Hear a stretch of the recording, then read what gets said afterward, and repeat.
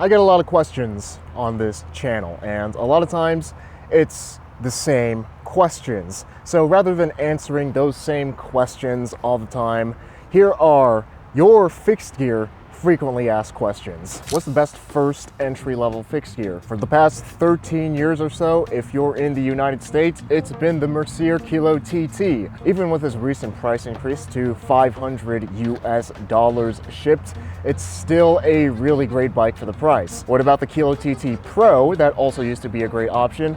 Well, it had a steeper price increase, used to be $450, now is $600 US. Still is a good bike, but at that price, I would personally rather just get a Kilo TT and upgrade it myself with the extra $150 that you save. If you're outside the United States, get a Fuji Feather on clearance. Fuji comes out with a new Fuji Feather every single year, which is just a different color, meaning that if your local bike shop stocks Fuji, you can often find the previous year's Fuji Feathers on clearance for around $400. Sometimes less, sometimes a little more. But what's the best fixed gear, period? Say you have a bigger budget and just want to get it complete, I would definitely go with one of Wobby's offerings. I ride a Wobby, and it is hands down the nicest riding bike that I've ever tried. Even their stock components are really nice, and you don't really have to upgrade anything other than the saddle if you find it uncomfortable. Is X, Y, or Z a good complete fixed gear?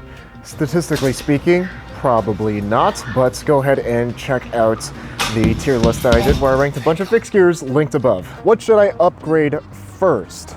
Well, if you have no idea on what you should upgrade on your bike is perfectly fine and you shouldn't upgrade anything. Keep using your bike until you know what to upgrade. But if I was just buying a complete bike and wanted to upgrade it, the first thing I would upgrade are whatever makes me more comfortable. Number 1 being the tires, number 2 being the saddle, number 3 being the pedals, and number 4 being the handlebars. What are the best budget track wheels? A decent set of track wheels these days is going to cost you around $250 to $350 US. Anything Velocity or H+ Sun laced to sealed bearing Novatec or Formula hubs, or even Gran Comp hubs, are going to be the best bang for your buck. My personal favorite in this price range are the Wobby standard wheel sets, super light while still being super durable, and Mike pistons, which are super great for cornering. My saddle sucks, what should I get? Every butt is different, and the angle of your saddle, along with the fore aft position, hell, even along with the height and your overall bike fits, is a huge determining factor to how comfortable your saddle is going to feel. Your saddle might not even be the problem. You may just have a bike fit that is not right for you. But if you're just looking to try out a different saddle, again, every butt is different, but a large number of butts really find the Brooks Cambium C17 to be very comfortable. Who sponsored this video? This portion of the video is sponsored by Skillshare. Whether you're a dabbler or a pro, a hobbyist, or a master, you are creative. Discover what you can make with classes for every skill level. Every single person that does something creative for a living has to plan. Thomas Frank's Productivity for Creative Skillshare course can help you to effectively manage your time, motivation, and inspiration so you can actually finish what you wanted and accomplish your life goals. What I like about Thomas Frank's Skillshare course is that he takes a practical approach to productivity. He doesn't pretend to be this mega business guru that yells at you to work 120-hour weeks to produce 4 cringeworthy TikToks every day. He's just the guy sharing the systems and the strategies that have worked for him and his team and for his viewers. And his productivity systems are a great way to actually accomplish your goals, whether you're trying to start a YouTube channel, clear out your inbox, or post 4 cringeworthy TikToks every day. The first 1,000 of my subscribers to click the link in the description will get a 1-month free trial of Skillshare Premium, so you can start exploring your creativity today. Commencing the lightning round for the personal questions that I get asked way too often. Zach, are you gay? Sorry gentlemen, but I'm straight. Do you smoke weed? The way I feel about weed is the same way I feel about road bikes. It's perfectly fine if you like it, but personally I have absolutely zero interest to use it. Do you have a girlfriend? Officially, I am single.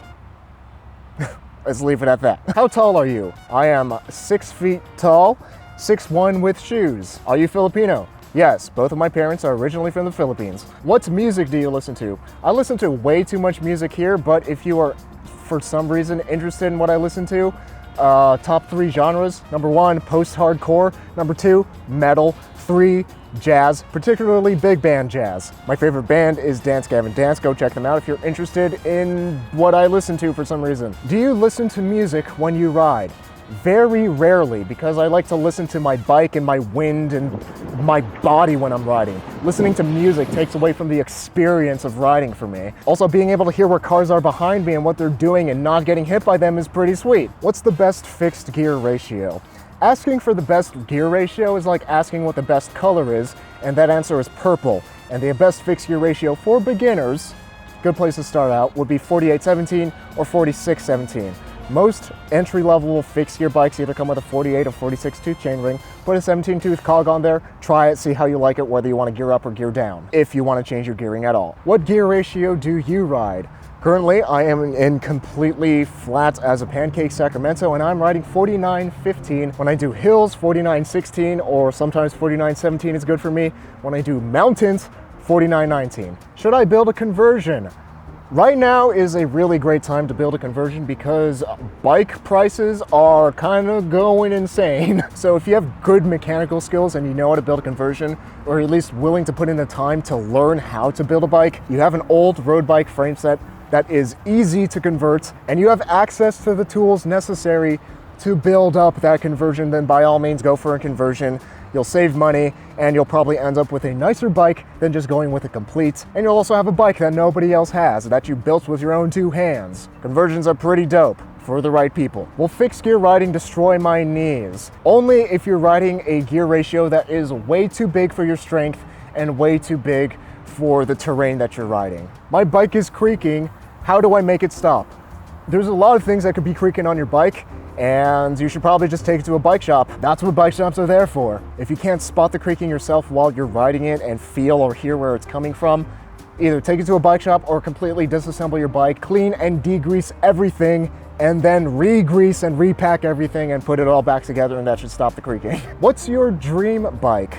I'm a very practical person, and I don't really have a dream holy grail bike. I don't want to get a bike that's so nice that I would never want to ride it or lock it up, because I use my bike for transportation. My actual dream bike is just my Wobby Special, but purple. If we want to take a step further and just put it on that cusp for me, that where it's almost too nice for daily use, purple Wobby Special, but with chrome lugs. And if I were to entertain the question, I would get a purple Waterford with chrome lugs, and my actual dream aspirational bike doesn't even exist yet, because that would be from my own company, made out of Columbus Spirit tubing with chrome lugs and super aggressive geometry and clearance for 35C tires. What's a good diet for cycling? I'm terrible to ask for nutritional advice. My diet mostly consists of curry and burritos. Do you sell stickers?